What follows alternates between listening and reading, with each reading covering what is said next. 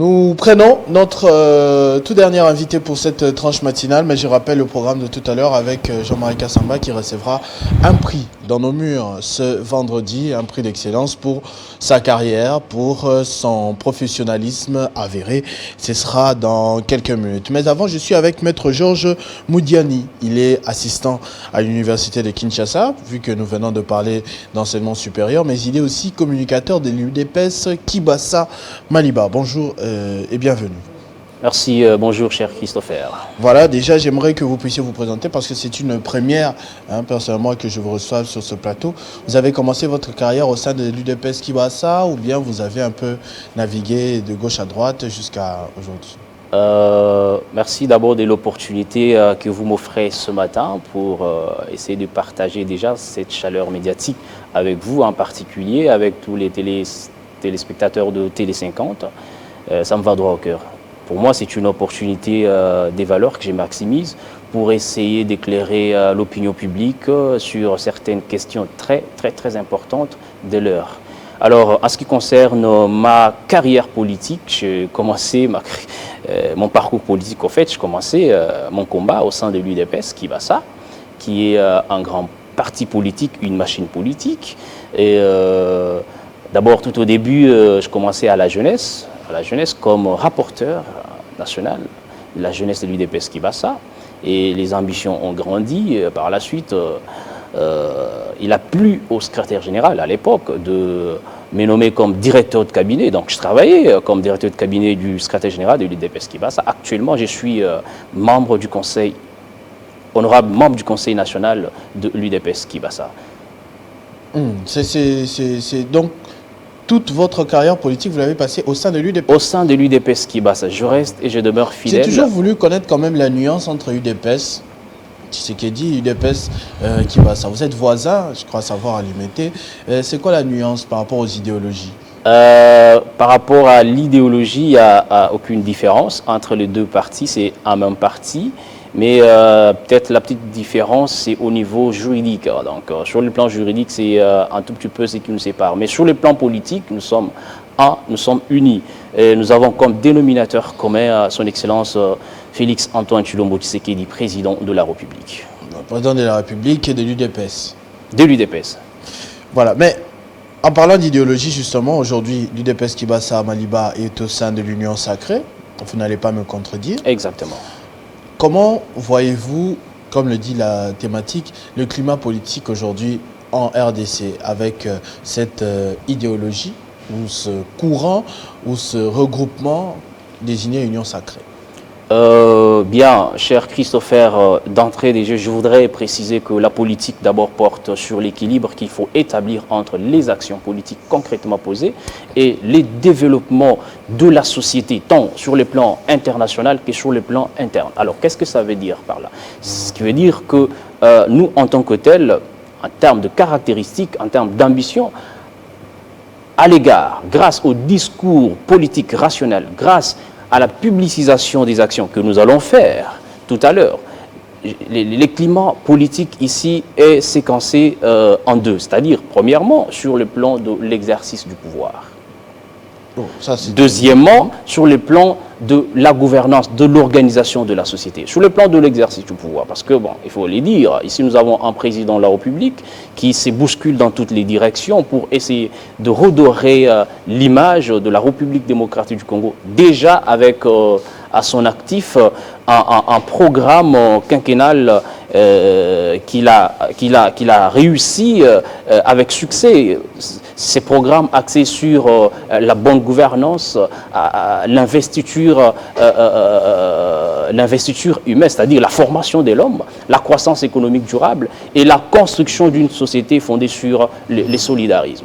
Donc, sur le plan les climats politiques en République démocratique du Congo, je crois qu'il est apaisé, il est bon.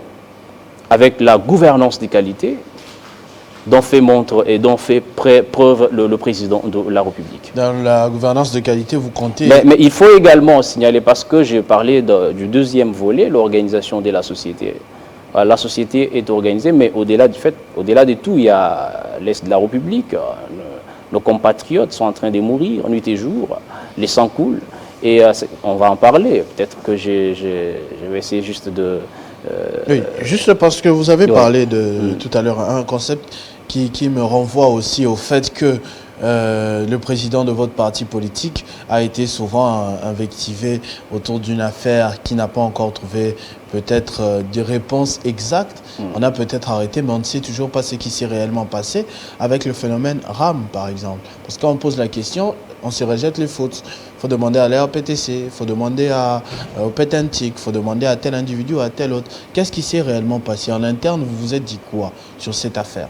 Bon, j'ai assez communiqué sur le RAM, mais présentement, j'ai mis mon droit de réserve par rapport à cette question, étant donné que je ne suis pas les conseillers du ministre. Là, vous évoquez la question en tant que ministre, parce qu'il a un conseiller en charge de la communication qui peut facilement faire ce travail. Mais en tant que membre de son parti, je parle de ses actions politiques. Ça, c'est très important. Là, nous sommes sur les... Là, vous êtes sur il les... Il n'a pas été critiqué qu'en tant que ministre. Vous savez, il a été critiqué en tant qu'individu, en tant qu'allié politique, en tant que... Bien sûr que oui, cher Christopher. Les critiques ne peuvent pas être mises de côté lorsque, surtout, vous occupez une certaine fonction publique. Ça, c'est très important. Mais au-delà du fait qu'il a été critiqué, parce que vous me poussez à en parler, je ne suis pas en train de fuir la question, mais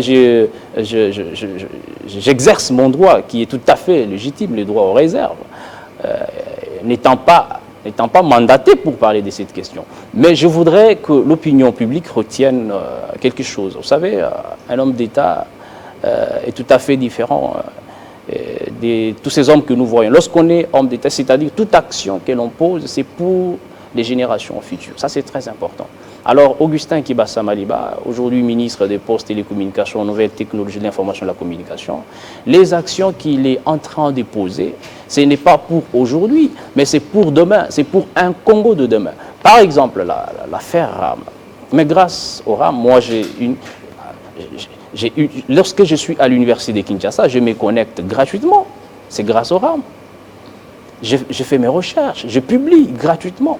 C'est grâce au RAM. Le problème, c'est que nous devons connaître et apprendre aujourd'hui que le développement de la République démocratique du Congo, c'est avec moi, c'est avec vous.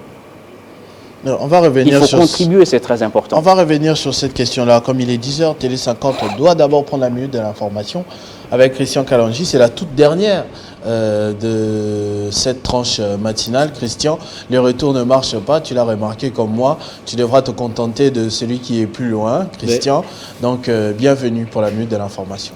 Merci Christopher. Bienvenue à tous. Place à l'actualité.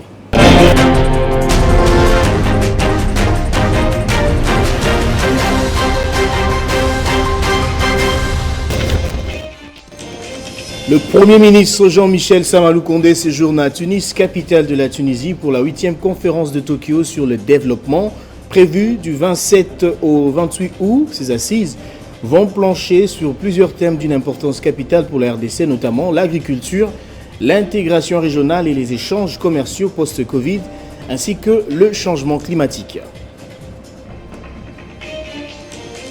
Les experts des Nations Unies doutent de l'organisation des élections présidentielles et législatives prévues en 2023 en République démocratique du Congo, selon un article d'African Intelligence citant un rapport d'experts de l'ONU. Plusieurs défis expliquent cette crainte et des scénarios sombres sont prévisibles. Pendant ce temps, Corneille Nangaa, ancien président de la CENI, est à Bunia, en province de l'Ituri, pour sensibiliser la population sur la paix, les développements et les élections. Il a été reçu par le gouverneur militaire. « 15 ONG des défenses de droits de l'homme appuyées par la fondation Bill Clinton pour la paix dénoncent l'état de délabrement des prisons en RDC. La surpopulation, notamment au sein de l'unité carcérale de Makala à Kinshasa, entraîne de nombreux problèmes tels que alimentation, maladies, tensions entre détenus. En Afrique, en Angola, élection générale, les mouvements populaires pour la libération de l'Angola, MPLA, est sorti vainqueur des résultats provisoires publiés par la Commission nationale électorale, mais l'opposition angolaise conteste déjà les résultats. Le parti du président João Lourenço est crédité de 60,65% des voix. Emmanuel Macron et son homologue Abdelmadjid Tebboune à Alger se sont exprimés quelques heures après l'arrivée du président français en Algérie jeudi. Le président algérien s'est félicité des résultats encourageants qui permettent de tracer des perspectives prometteuses, tandis que Emmanuel Macron a lui annoncé l'établissement d'une commission mixte d'historiens algériens et français pour notamment étudier les archives sur la colonisation et la guerre d'Algérie. On va boucler avec le sport. Le tirage au sort de la Ligue des champions européenne a eu lieu jeudi soir avec des affiches alléchantes. Dans le groupe C, par exemple, on retrouve le FC Barcelone et le Bayern de Munich, alors que dans le groupe H figurent Paris Saint-Germain et Juventus. Dans le groupe F, Real de Madrid. Tous ces titres vous seront développés dans la grande édition de 13h. Entre-temps, l'actualité reste en continu sur Télé 50.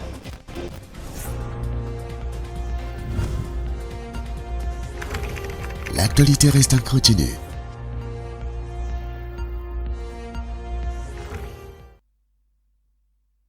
De retour sur ce plateau avec notre invité, je rappelle Maître Georges Moudiani, communicateur de l'UDPS Kibasa. On était en train de parler du gouvernement, enfin d'un ministère dans le gouvernement, mais j'aimerais aussi avoir votre aperçu général sur le gouvernement Samalou Condé. Pour votre avis, il est sur la bonne voie ou il est défaillant? Cher Christopher, comme vous le savez très bien, la fonction gouvernementale, c'est cette fonction par laquelle s'exerce la puissance, la totalité de la puissance publique de l'État. Ce qui veut dire en d'autres termes, comme je l'ai dit sur les antennes Télé 50, que le Premier ministre Jean-Michel Samalou Condé a une obligation, c'est-à-dire qu'il a l'obligation ici de construire la nation à partir de la base, ça c'est très important, répondre aux attentes et aspirations de la population. Ça c'est très important. Alors, en ce qui concerne le gouvernement de l'Union sacrée, j'espère très bien qu'il est sur la bonne voie, étant donné que dans ce gouvernement, il y a les warriors, il y a les ministres compétents qui ne ménagent d'aucun effort pour essayer de donner du lest afin de répondre tant soit peu aux attentes et aspirations de la population. À votre avis, donc, le travail à l'heure actuelle est satisfaisant? Le travail est satisfaisant, mais pas à 100%. Donc, certains ministres qui font piètre figure ont l'obligation de déployer beaucoup en termes d'efforts pour essayer de manière sectorielle à répondre, comme j'étais en train de le dire. Dans le secteur des Pétentique, par exemple, c'est bon? Dans le secteur des Pétentique, c'est bon. Vous avez Augustin Kibasa Maliba, un warrior de référence. Quel indice prouve que c'est bon? Non, mais aujourd'hui, nous avons la digitalisation des services publics de l'État.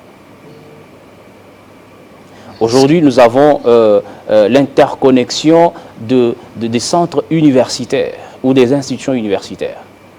Il y a pas mal d'exemples que je peux énumérer ici. Ce qui veut dire qu'il s'est bousculé, il est en train de travailler. Même si déjà, ce n'est pas 100%, il faut le dire.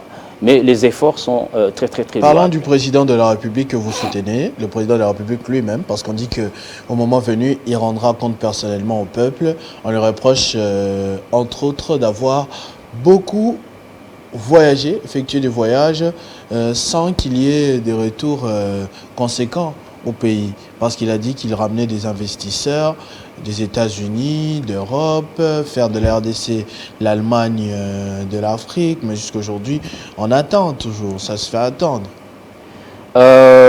Cher Christopher, je n'aimerais pas prêter attention à ceux qui tiennent des propos pareils, parce que... Qui tiennent quels propos? Les propos que vous venez... oui, lesquels? Parce que j'ai quand même énuméré. D'aucuns ignorent que... Parce que c'est le président qui a parlé de l'Allemagne. C'est lui qui a dit qu'il allait faire de la RDC de manière générale. C'est un débat pour moi très académiste. Donc, je ne veux pas descendre dans les caniveaux. Ça ne va pas être intéressant, en fait. D'aucuns ignorent ici que la RDC, grâce à l'égard de sa position géostratégique, nous oblige une multi-appartenance. Qu'est-ce que ça veut dire? C'est-à-dire, c'est l'aspect diplomatique. C'est ainsi que ce que vous appelez voyage, ce ne sont pas des voyages, mais ce sont des tactiques diplomatiques assez nécessaires, indispensables, pour voir dans quelle mesure redorer l'image de la diplomatie congolaise. Cher ami, vous savez plus que moi que la RDC était presque absente dans les concerts des nations, ça vous le savez très bien. Mais grâce à la diplomatie émouvante, agissante du président de la République, aujourd'hui, la RDC est presque présente partout. Alors, presque présente partout, mais pour quelles conséquences en retour? Qu'est-ce qui a changé du fait qu'on était absent et maintenant on est présent? Tel secteur ou tel indicateur, on voit que c'est mieux parce qu'on est maintenant au retour. Congo is back. Bien sûr que oui, Congo is back. Qu'est-ce que ça veut dire? Lorsque je vous parle de la diplomatie, cher Christopher, c'est d'abord, il faut regarder sur les plans relationnels, les relations qu'avait la RDC avec ses partenaires traditionnels à l'époque, comparativement voilà, à l'ambiance, au climat international aujourd'hui, qu'a la RDC avec certains États membres en termes de partenaires traditionnels. Ça, c'est très important. Il faut également voir la question aussi qui est très capitale, c'est au niveau des intérêts du gouvernement de la République sur le plan international. Ça, c'est très important. Et si vous estimez que le président de la République est en train de dire non, le président de la République ne voyage pas parce que ça lui plaît. Mais c'est un bon père des familles qui essaie d'aller chercher de quoi mettre sous la dent pour ses enfants, que nous sommes Congolais. Ça, c'est très important. Mais il y a de ces choses-là, je ne sais pas comment vous les expliquer. Il y a de ces choses que le président de la République, en termes d'action qu'il pose, et qui n'ont pas de réalisation ipso facto, c'est-à-dire des réalisations pour l'avenir. Mais c'est ça aussi un homme d'État. C'est ça aussi un homme d'État. C'est très important. C'est très important. S'il faudrait, là, il y a même, j'étais sur l'une des chaînes de télévision il n'y a pas longtemps, quelqu'un qui me pose la question du bilan. Le bilan du président de la République. Mais c'est assez dommage.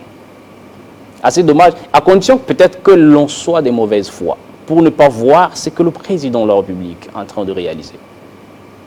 Mais pour nous, UDPS Kibasa, je me dis en tant que tel que ce n'est pas le moment du bilan. Le moment viendra. Les mois viendront. On peut rester calme, donner la chance, donner le temps aux warriors de travailler, d'arrache-pied pour essayer, encore une fois de plus, de répondre tant soit peu aux attentes et aspirations de notre peuple. En parlant du bilan, on a quelqu'un d'interne, notamment quelqu'un qui était avec vous, avec qui vous êtes censé partager ce bilan, notamment Jean-Marc Kaboun, qui a fait une sortie médiatique étalant justement... comment on dit, les linges sales de pratiquement toute la famille.